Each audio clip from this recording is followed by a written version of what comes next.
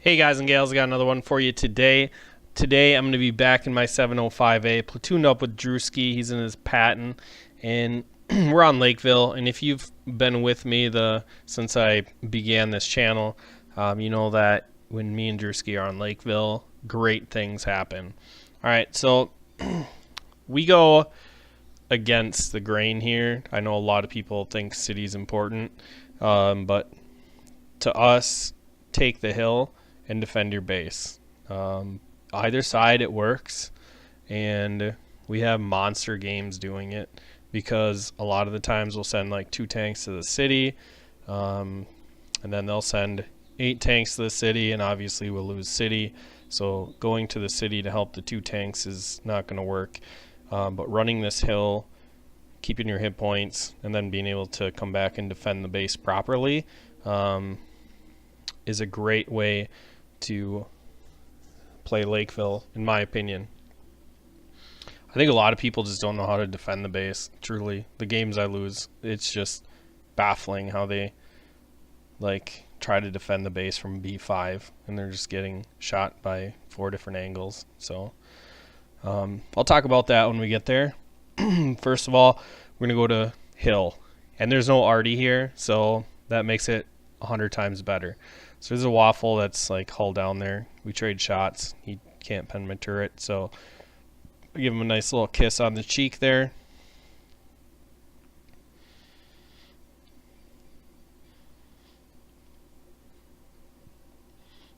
Now this is generally what I see. So we send 2 guys to the city, but one drives all the way down to the G line and the other one's camping in B8.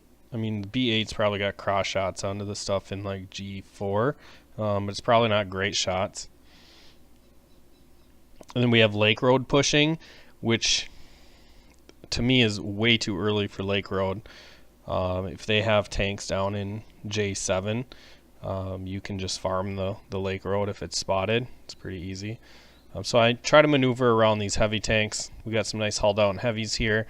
The 705A has no gun depression worth talking about. So I have to try to use the terrain here.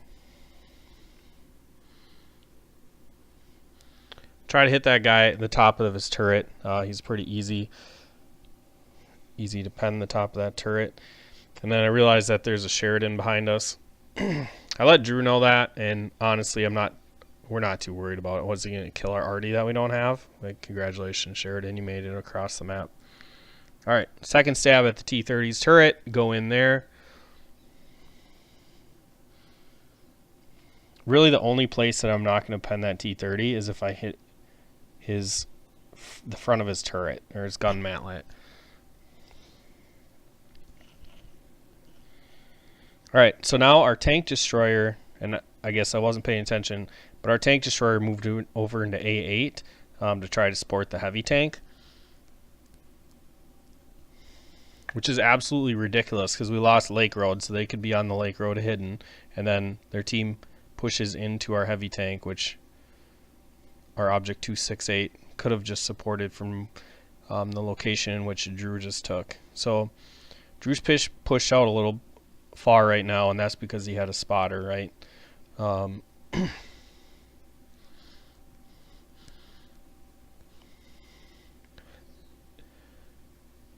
when I'm leaving here, I realize that as long as these guys just stay hull down, they're not going to advance. The red team hasn't even made an attempt at an advance there. So as long as they just stay there and hold, we should be good. Now this is one of the things that I see often too, is like everyone will just panic, go back to defend the base, and then they'll come over behind us on the hill. And that's what I communicate to Drew here. I'm like, how are you going to feel when we win, like we destroy all these tanks coming from city, and then we have to turn around and fight all the guys coming off the hill? All right, so now he's in the premier location. So you can be hull down in this location. You can spot the field as they come around. The only tricky scenario here is like things coming off the Lake Road. So as I come around the corner, the Sheridan's trying to flank Drew, so I shut him down. And now it's just a matter of plucking him in the field.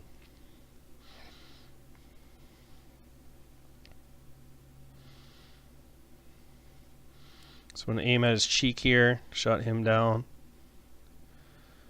We got it back 6-7. Drewski shuts down the E75, and then as I come around the corner to get a shot into the Skoda, there's an Emil.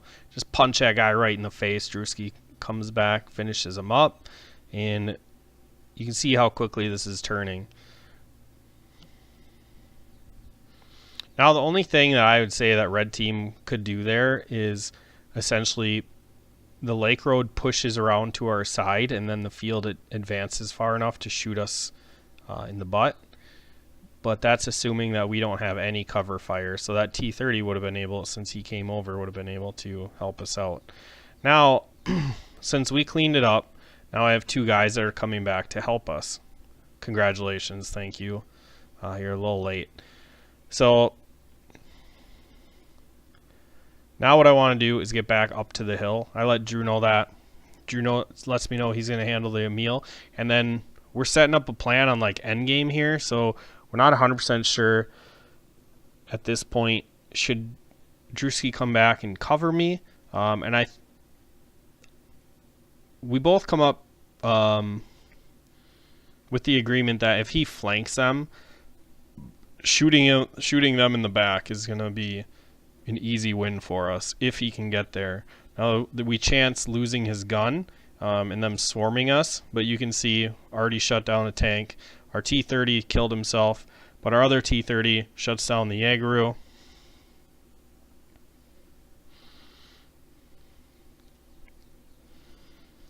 I got a heat shell in here.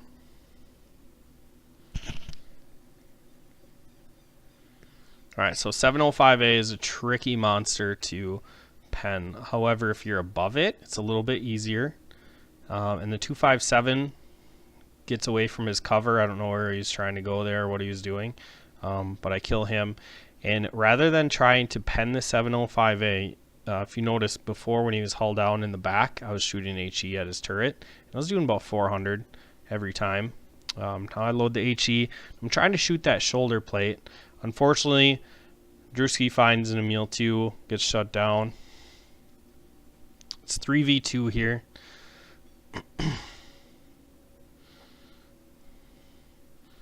Do about 240 there. That's fine. I still have 2 more HE shells. I can whittle this guy down. I've got more health than him. Like, I should win this battle. So what I want to do is make him a one-shot. Trying to find a shot here. He's not giving me a shot, so I'm going to pull up a little bit, and then I'm going to be able to side scrape a better angle here. And unfortunately, my shell dips low to the right, hits the dead Jagaru.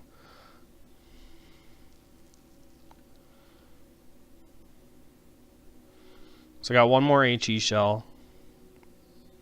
He's trying to block it with his gun, which is a good strategy. I only do 121 there, which is pretty irritating, to be honest. So he shuts down my T-34 black. Now he shot, so I can come over here and I can kill him. So I'm going to back up. He's backing up to try to get to my lower plate. Since I loaded first, I got to take my time, shoot into his lower plate. He panics, shoots my upper plate because I backed up far enough. Now they're capping. I come over here. I just do an auto lock, and that's...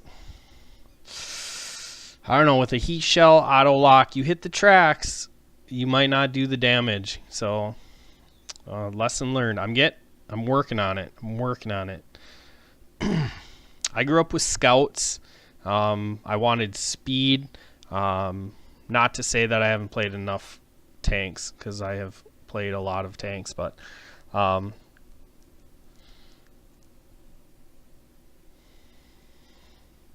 just doing scouts where I feel like I need to pay attention to where I'm driving, and I just got used to auto locking. So I do depend on auto lock too much, and I talked about that in a previous video, so I'm not really going to go into detail about it.